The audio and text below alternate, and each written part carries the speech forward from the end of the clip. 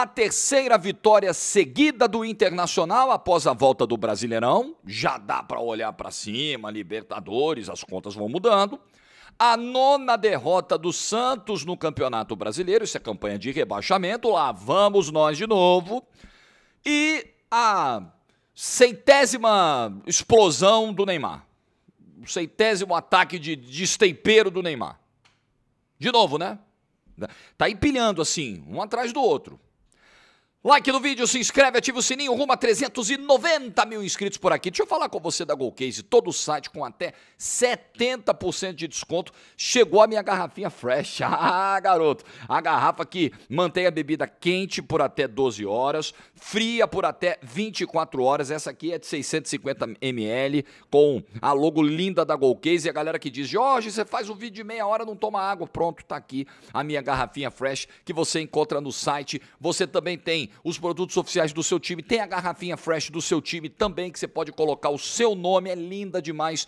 Já vai pensando no presente do Dia dos Pais aí. Tem muito presente legal, tem as capinhas, leve duas, pague uma, promoção também tá rolando. Golcase, tô deixando o QR Code na tela, tem também o meu cupom de desconto, GOLJORGE. Você aproveita e pega um desconto legal na hora de fazer a sua compra na Golcase, que tem a linha oficial de produtos dos grandes clubes do futebol brasileiro e é parceira do canal. Também deixei na descrição, link, tudo certinho, no primeiro comentário para facilitar. Golcase, tá aqui a minha garrafa fresh, muito bem, de sede eu não morro mais, gravando os vídeos. Bom, vamos falar de Santos 1, Internacional 2, falando rapidamente do jogo, porque eu acho que o tema do Neymar ele vai ocupar mais tempo hoje do vídeo e não poderia ser diferente.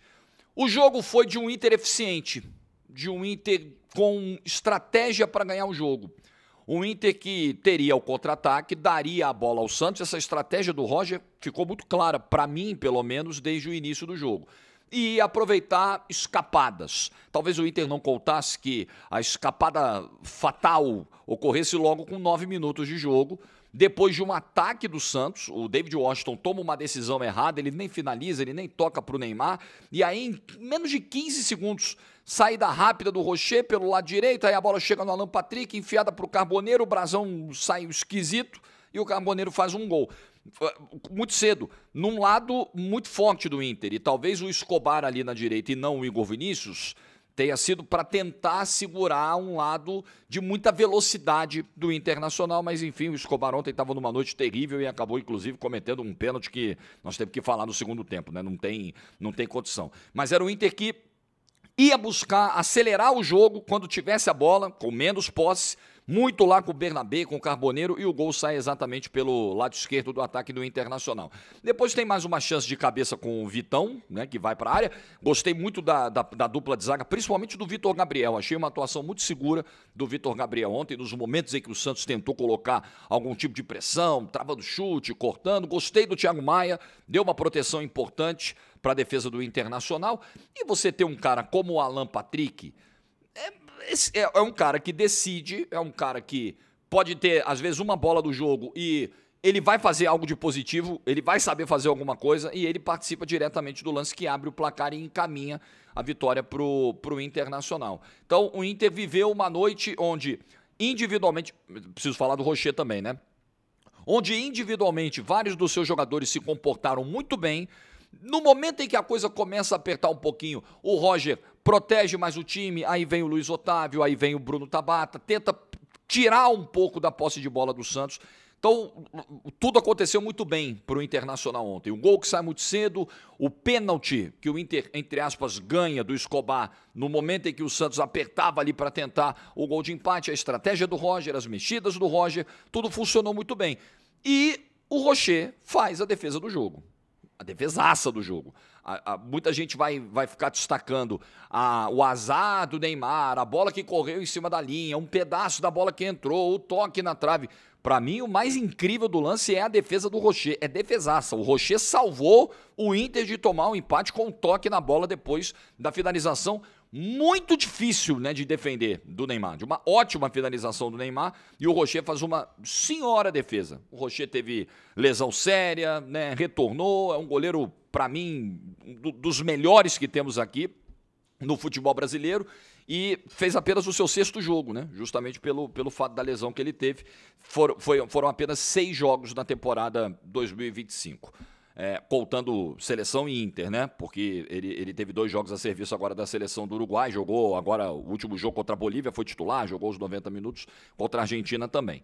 Então, parabéns ao Inter, porque esse campeonato, cara, você ganha 3, é um nível de equilíbrio tão grande, tirando o esporte, evidentemente, mas até entre a galera que tá lá embaixo, você ganha 3 e já começa a olhar para cima. O Inter já entra na primeira metade da tabela, já começa a fazer umas continhas de pré-Libertadores, por que não? Próximo jogo é em casa contra o Vasco, no fim de semana, no domingo. Vamos combinar, pelo momento que o Vasco atravessa e pela confiança do Inter, é um jogo ganhável, né? Nós estamos falando aqui de 3 jogos onde o Inter foi crescendo jogo a jogo, né? Contra o Vitória não foi tão bem, contra o Ceará uma atuação um pouco melhor, e ontem uma estratégia que funcionou. Um Inter seguro, um Inter que sabia o que ia fazer na Vila Belmiro, que era necessário fazer na Vila Belmiro. Muito torcedor colorado acho que não esperava vitória ontem na Vila, talvez o empate. O Inter ainda não tinha vencido como visitante nesse Campeonato Brasileiro. Então é um resultado para comemorar e para o torcedor encher o Beira-Rio no próximo domingo. Aliás, vem uma semana aí muito importante para o Internacional, porque depois do jogo contra o Vasco do Beira-Rio começa o confronto contra o Fluminense nas oitavas de final da Copa do Brasil. Então é o Colorado aí se ajustando, né? Voltando bem da parada para a Copa do Mundo de Clubes. Bela vitória do Inter ontem, estratégia funcionou, o time teve cabeça para jogar, soube sofrer, soube passar pelos momentos mais difíceis do jogo e ganha aí uma partida muito difícil. O histórico do Inter na Vila Belmiro é um histórico complicado, do Inter e de algumas outras grandes equipes do futebol brasileiro, para ser absolutamente justo, mas sai com um resultado maravilhoso. Aí eu estava olhando aqui a sequência do Inter, ó. Depois de Vasco e Fluminense, Brasileiro e Copa do Brasil, tem São Paulo em casa, o Inter vai fazer os próximos 3 jogos em casa, tá? Vasco em casa, Fluminense, Copa do Brasil em casa, São Paulo, Brasileirão em casa, Fluminense, Copa do Brasil fora, aí depois Red Bull Bragantino fora do Brasileirão e depois começa o confronto contra o Flamengo pela Libertadores. Aliás, ele vai pegar o Flamengo 3 vezes, né? Entre os 2 jogos da Libertadores vai ter o jogo do Brasileiro. Então, essa gordura que o Inter fez nos jogos contra Vitória, Ceará e Santos é muito importante para o que virá. E fazer uma gordura contra o Vasco também, que, repito, é um adversário acessível domingo dentro do Beira-Rio. É fazer essa gordura, porque naturalmente, quando você pegar em sequência Red Bull e Flamengo fora, você não vai contar com 6 pontos. Numa projeção otimista, você vai botar lá 4 pontos, talvez 3 pontos, uma vitória em Bragança, uma derrota no Maracanã, vai estar dentro da conta. O que não estaria dentro da conta do Internacional, por exemplo, seria perder para o Ceará dentro de casa. Isso não ia estar na conta. Isso seria tenebroso para o Internacional. O que eu acho que não vai estar na conta é perder para o Vasco, é perder pontos para o Vasco em casa, na crise que o Vasco atravessa. E isso é que não está na conta. E é esse dever de casa que o Inter tem que fazer. Bom, o Santos. O que nós vamos falar do Santos? O Santos pressionou. O Santos começou bem. Eu não acho que tenha sido assim um desastre a partida do Santos. O Santos finalizou 21 vezes no gol do Internacional. 21 finalizações no total, né? Nem todas foram no gol. Deixa eu até pegar o número de finalizações no alvo para ser mais preciso, ó. Pera aí que eu tenho que fechar essa janelinha aqui. Foram 21 chutes do Santos no jogo, 7 deles no alvo.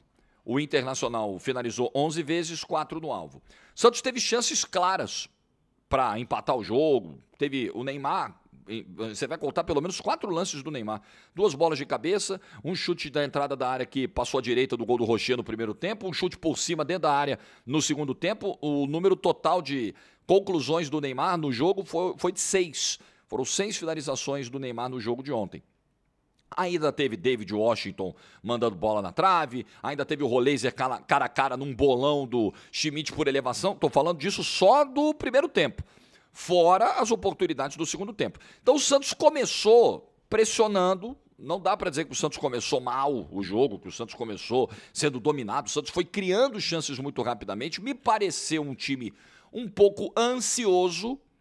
E vimos, em alguns momentos, um time desorganizado em campo. Acho que esse é um ponto que quem estava do estádio, inclusive, percebeu. Enfim, até o próprio torcedor lá que cobrou o Neymar fez um vídeo falando disso. E foi a minha sensação em casa, de um time desarrumado em vários momentos do jogo. uma certa afobação, ansiedade, você está dentro da Vila Belmiro, o torcedor está reclamando, o resultado não está vindo, tomou um baile, um atropelamento em Mirassol, né? E foi possibilitando os contra-ataques para o Internacional. Nessa de se desorganizar, o Santos foi se desestruturando defensivamente e o Internacional foi tendo espaço para contra-atacar e com 10 minutos já estava ganhando por 1-0, pegando totalmente desarrumado o lado direito da defesa do Santos e até o Brasão numa saída de gol ruim. Né? Nem o Brasão escapou ontem. Ele que vem sendo o melhor jogador do Santos no campeonato. Vamos falar a verdade aqui? O melhor goleiro do campeonato? Tem discussão? Melhor jogador do Santos? Para mim não tem discussão. No Brasileirão é o Brasão. E acabou numa saída muito infeliz tomando o gol do Carboneiro. E isso depois do David Washington fazer o que fez no ataque, né? David Washington teve a bola para entrar na área, rolar para o Neymar, que estava de frente para o gol. Ele foi tentar dar um biquinho na bola, não finalizou, não cruzou, não fez nada. O que fez o David Washington desde que retornou ao Santos Futebol Clube? Eu fico pensando em quão mal está treinando o Tiquinho, porque ontem o Kleber Xavier foi perguntado sobre isso na coletiva, porque o Tiquinho é o último da fila, o Luca Meireles entrou até antes, e o Kleber Xavier foi muito claro, né? São as minhas observações de treino durante a semana. Então o Tiquinho deve estar treinando muito mal. A condição física do Tiquinho deve estar um negócio assim deplorável. Nos jogos vinha sendo ruim. A pressão não existia. O Tiquinho tinha dificuldade física evidente nos jogos do Santos. Então fica imaginando como ele está hoje. O David Washington é uma tristeza desde que retornou. Uma coisa horrorosa, horrorosa. Indefensável, tá? David Washington, para mim é um caso parecido com o do Pituca. David Washington hoje não pode aparecer no time titular do Santos. Pituca não pode aparecer no time titular do Santos. Zé Ivaldo, com todo respeito, ontem nem relacionado foi, hein? Não pode permanecer no time titular do Santos. É um jogador ruim. E cadê os reforços que disseram que viriam? Eu estou ouvindo desde antes da parada para a Copa. Não, fica tranquilo que o presidente vai contratar. Não, vai chegar reforço. Não, Alexandre Matos está aí agora. Agora com o Matos as contratações vêm. 24 de julho, galera. 24 de julho, o Brasileirão voltou. O Santos já perdeu 9 partidas. O Santos já perdeu 2 das 3 partidas que jogou depois da volta do Campeonato Brasileiro. Está na zona de rebaixamento e não tem reforço. E aí o Zé Ivaldo é barrado por deficiência técnica, não fica nem no banco. O Tiquinho vira a terceira opção. Como é que faz, rapaziada? Cadê os jogadores novos que chegariam? Não, fica tranquilo, o presidente não vai deixar o time cair. Ele vai trazer 3, 4 nomes aí, pode ter certeza. Tá chegando agosto e não chega ninguém. Chega ninguém. Aí a esperança vai ser quem? Vai ser o menino, o Luca Meireles? Ele que vai ter que resolver o time desorganizado? A esperança vai ser quem? Vai ser o Robinho Júnior? Ah, o Robinho Júnior ontem não tocou na hora que tinha que tocar. Ele é um garoto de 17 anos, está entrando no time profissional agora, o time desarrumado, sem confiança, pressionado. Vocês sabem o que eu penso do aproveitamento dos garotos? Eu acho que é terrível, é muito ruim, e eu falava isso aqui sobre Ângelo, eu falava isso aqui sobre Marcos Leonardo, eu acho muito ruim garotos entrarem em contextos como os contextos atuais em que o Santos se enfia.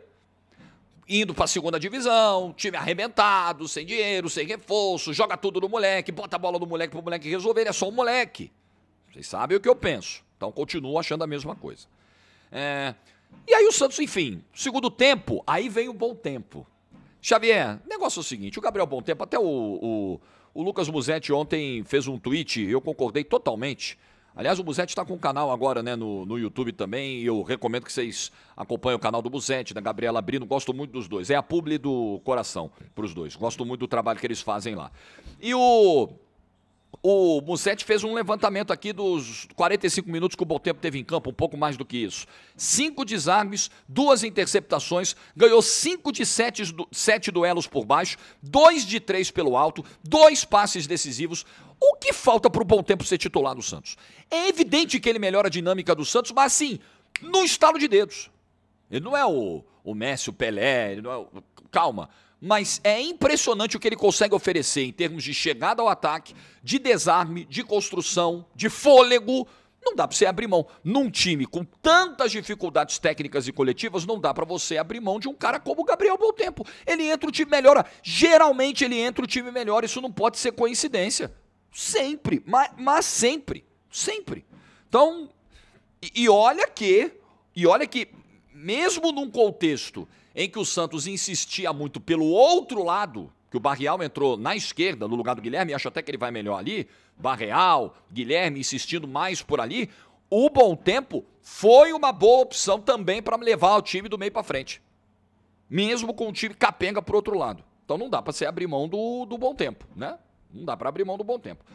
Então, pô, o Santos tá ali, né? Vamos lá, empurrando o time do Inter, tentando, perdendo oportunidade, Neymar perdendo cabeçada cara a cara. Aí o Escobar faz o pênalti. Aí que você vai fazer o quê? Escobar defensivamente é um jogador que tem ali as suas dificuldades. Começo do jogo contra o Flamengo, o Escobar sofreu bastante ali com o Bruno Henrique, com a atribuição defensiva, jogando no lado invertido. É difícil para o Escobar. Veja a gravidade da situação. Você quer ver? Banco do Santos Futebol Clube, nós estamos falando disso aqui também, sobre lateral direito. O Santos acabou de contratar o Igor Vinícius. Para não dizer que não chegou ninguém, chegou o Igor Vinícius. Mas muito bem, o Santos ontem tinha Igor Vinícius no banco, Sherman no banco, laterais direitos. Tinha até o Luizão, que já quebrou galho na lateral direita. Quem jogou de lateral direito foi o Escobar. Isso aqui, para mim, denota, com todo respeito, um desequilíbrio muito claro de elenco. De profundidade e de qualidade de elenco. Você precisa improvisar o lateral esquerdo na direita, porque ninguém consegue minimamente marcar. Só que ele também não consegue. Ele também não está conseguindo. E ontem cometeu seu segundo pênalti no campeonato. O pênalti lá em Fortaleza é bem questionável. Mas, enfim, acabou sendo expulso pela terceira vez na temporada. E um pênalti que não tem condição, cara. Não tem condição. Se você... Esquece que ele está improvisado no lado direito. Mesmo se ele estivesse do outro lado, do lado esquerdo. Não dá para um lateral, cujas atribuições defensivas são claras, abrir o braço daquele jeito dentro da área, pô. Não é porque o Escobar está improvisado na direita que ele cometeu essa cagada. Não, ele é um marcador. Independentemente se ele está improvisado na direita ou não, ele não pode abrir o braço do jeito que abriu dentro da área. Pelo amor de Deus, 2025 era VAR. Isso não existe. Pênalti que, com todo respeito, não existe. O pênalti que o Escobar fez, aí matou o jogo. Aí acabou o jogo. Aí o Borré bateu muito bem. Belíssima cobrança. No jeito que a trajetória da bola foi, pensei, vai isolar. Nada. Entrou lá no alto, linda, maravilhosa cobrança e acabou o jogo. Acabou o jogo. Aí o Santos ainda tentou no abafo, a bola do Neymar quase entrou ali, parte dela entrou, passou do gol, mas não passou toda. E o Santos perdeu o jogo. Teve ainda o gol do Barreal, que nem comemorou e fez ali um sai zica. Mas o fato é que o Santos tem 9 derrotas no Campeonato Brasileiro. 9 em 15 jogos. Isso aí é campanha de rebaixamento. É um time que não está dando resposta. A arquibancada já perdeu a paciência. O torcedor já não aguenta mais. O canhão já está disparando aí para todo mundo. É xingamento pro Marcelo Teixeira, é xingamento para jogador, é xingamento pro Neymar. Ninguém aguenta mais. Mas é isso. O que nós estamos falando aqui? A briga do Santos é contra o rebaixamento. Se o Santos conseguir uma vaguinha para a Sula, põe as mãos pro céu. Eu, o chato do YouTube, não acredito que o Santos vai brigar por vaga da Libertadores. Aí você fala isso depois de ganhar do líder, do Flamengo. Porra, que cara chato. Mas, gente, vamos enxergar a realidade. Vamos enxergar. E parece emocionalmente, de novo, emocionalmente o time parece bem abalado. Esse time, e aí é o ambiente do clube, é a instabilidade do clube, é a ausência de um projeto sólido que vai gerando tudo isso. O time liderando a Série B no ano passado, tranquilo, né? Em tese, tranquilo. Mas jogando mal, com a arquibancada irritada. A irritação que você vê agora é a mesma que você via no ano passado com o time liderando a Série B. Porque o torcedor olha e fala, meu Deus do céu, é muito ruim o que se vê em campo. Então é uma coisa que contamina, que vai para os jogos. Então esse começo do Santos ansioso ontem, nervoso, é por essa pressão. E por que existe essa pressão? Porque o torcedor é desproporcional na cobrança? Não, porque o torcedor está desesperado com aquilo que ele está vendo em campo, ele não vê sinais. É preciso que ele receba sinais de que a coisa está avançando, está melhorando, está evoluindo, de que o treinador está conseguindo tirar alguma coisa. Vamos falar a verdade, o Kleber Xavier já está fora do Santos. Se ele vai ser demitido sábado no Recife, se ele vai ser demitido depois, a gente não sabe. Mas o Kleber Xavier, o trabalho já está dando sinais de esgotamento, né? Vamos falar a verdade, eu lamento ter que dizer isso, lamento, porque eu não vejo o Kleber Xavier como o maior culpado disso aí. Não é. O Santos é que é culpado de não conseguir trazer um treinador com mais bagagem, com mais experiência para lidar com esse momento, né? O Kleber Xavier cometeu erros em Mirassol que até treinadores experientes cometem, mas que o treinador inexperiente está muito mais sujeito a cometer. A culpa não é dele, a culpa é do Santos, mas ele vai cair. É óbvio que ele vai cair. Com 9 derrotas em 15 rodadas do campeonato, ele vai cair. Você tem alguma garantia que o Santos vai ganhar do Sport na Ilha do Retiro sábado? O Sport é a lanterna do campeonato, não ganhou de ninguém, só tem 4 pontos, arrancou um empatezinho ontem com vitória. Você tem alguma segurança que o Santos vai trazer 3 pontos? Eu não tenho nenhuma. Nenhuma. Se eu tivesse que apostar nisso, eu apostaria que o Santos não ganha o jogo sábado. Tomara que ganhe e eu fico com cara de pastel. Ó, você falou que não ia ganhar. Ótimo, ótimo. Eu quero que o Santos ganhe, porra. Mas vocês acham? Vocês estão confiantes nisso? Então o trabalho do Kleber Xavier tem alguma coisa a mais para tirar? Não tem. Aí vai trazer quem? Aí vai trazer quem? Ah, não, tem que tentar o Vojvoda. Tá bom, tenta. Eu acho que vai tomar um não. Se tomar um sim, ficarei muito surpreso e muito feliz, porque acho o Vojvoda um ótimo treinador, fez 4 anos de um grande trabalho no Fortaleza, tem mais bagagem que o Kleber Xavier, já tem títulos na carreira, ganhou 5 títulos no Fortaleza, uma final de Sul-Americana. Eu gostaria, mas não acredito. Deixa eu falar do Neymar aqui. Para mim, o mais importante do dia, o assunto mais importante do dia. Primeiro de tudo, olha, a não ser que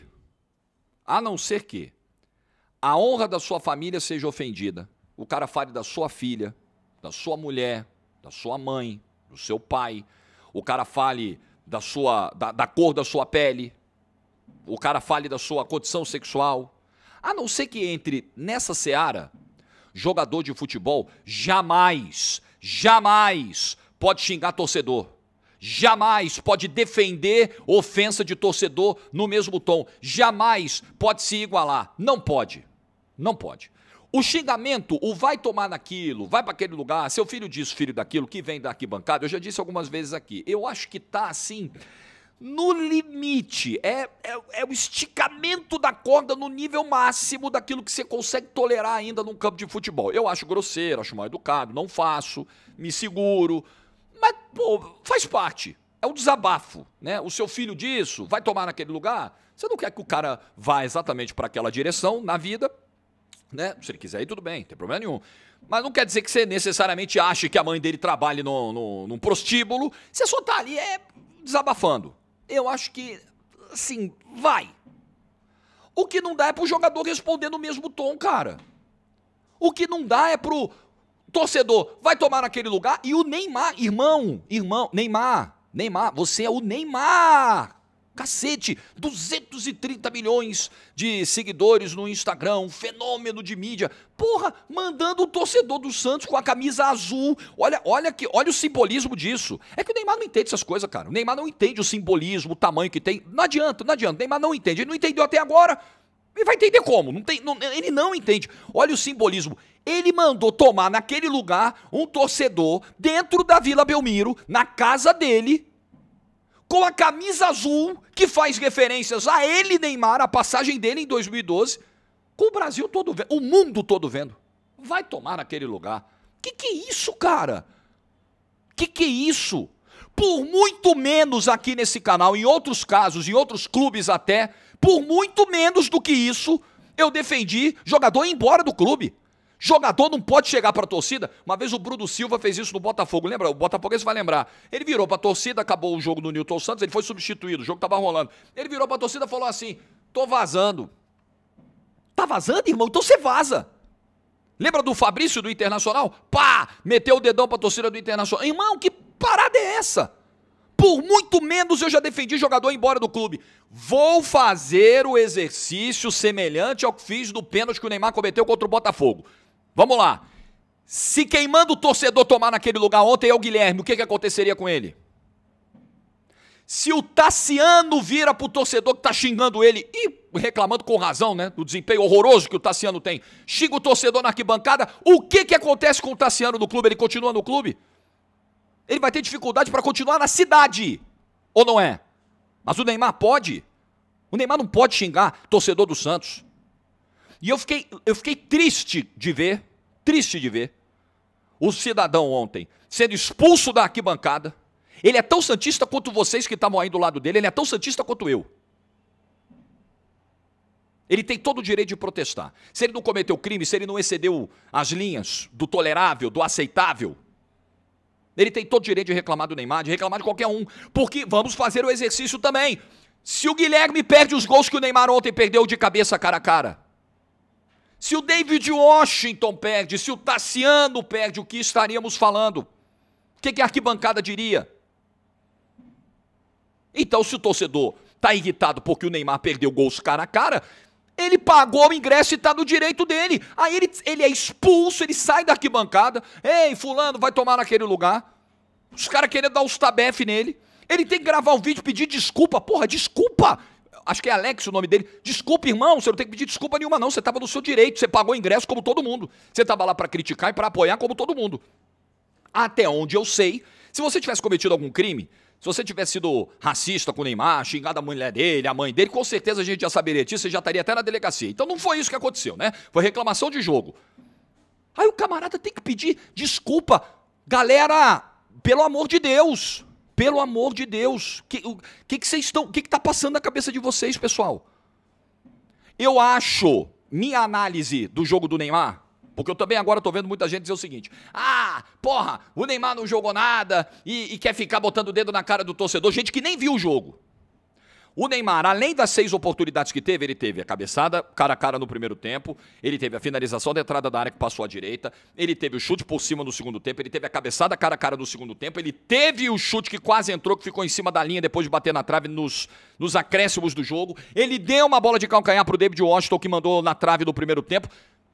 É injusto, e aí eu vou discordar do torcedor. Se o torcedor tava lá dizendo que o Neymar não tava correndo, não tava querendo nada, não tava jogando nada, eu acho injusto, porque saiu muita coisa do pé do Neymar. Agora, em compensação, eu fui ver o número do SofaScore aqui, o Neymar perdeu 30 posses de bola no jogo. 30 bolas perdidas. 30! Eu entendo o torcedor reclamar de um cara que não consegue mais a explosão, arranque, jogar como um 10. O Neymar tem que ser falso 9, o Neymar não pode ser 10. O Neymar vai tentar e não vai conseguir vários lances, não vai ter explosão, não vai ter velocidade, a marcação vai chegar e ontem aconteceu de novo 30 bolas perdidas. 30! Então, eu acho que é um pouco exagerado dizer que o Neymar ontem estava se arrastando, não estava querendo, acho um absurdo até. Mas, cara, é direito do torcedor questionar. Que não se crie dentro da arquibancada da Vila Belmiro um ambiente de que o Neymar não pode ser xingado, não pode ser cobrado, como os outros jogadores são. Como todo mundo do Santos hoje tem que ser cobrado, o presidente tem que ser cobrado, o treinador tem que ser cobrado, o Neymar tem que ser cobrado, o Brasão tinha que ser cobrado pela falha de ontem. Todo mundo. Futebol é isso. O seu trabalho você é cobrado todo dia, o teu chefe tá no teu pé, teu diretor tá no teu pé. Todo dia a gente é cobrado, porra. Todo dia. Meu telefone toca quase todo dia. Porra, Jorge, não sei o quê, porra, Jorge, não sei o quê. Então é a vida. É a vida. Então ele não pode. E ele vai responder com xingamento. Ele respondeu com xingamento o torcedor que xingou o Danilo de mercenário. Porra, olha só. Ele não chamou o Danilo de ista, né? Pô, nem posso, que não o YouTube. Ele não xingou a família do Danilo, ele só botou uma pilha no Danilo, pô, mercenário, porque saiu daqui do Santos e foi lá pra fora, não sei o quê. Porra, zoeira de arquibancada, pilha, pressão de arquibancada do adversário. Aí vem o Neymar dar o pito. O Neymar quer ensinar o torcedor do Santos a torcer, porra. Ele vai dar o pito do torcedor do Santos porque o camarada xingou um atleta adversário pra desestabilizar, botar uma pilha num cara que tava enfrentando o Santos dentro da Vila Belmiro. Vocês têm noção do que é isso? Que maluquice é essa, gente? Que porra é essa? O Neymar cai na pilha de torcedor do Mirassol, aí fica lá fazendo pequenininho. Porra, irmão, você tomou 3-0 dos caras. 3-0 fora o baile. O Neymar é eliminado pelo CRB e faz sinalzinho pros caras. Você foi eliminado por um time da Série B, porra. Você não tá em posição de tirar onda com ninguém. Desculpa. Fecha a casinha, meu Deus do céu. Cara, que maluquice é essa? Pô, que tristeza, irmão. Like no vídeo se você ficou até o final. Boa quinta-feira para todo mundo. Juízo e tchau.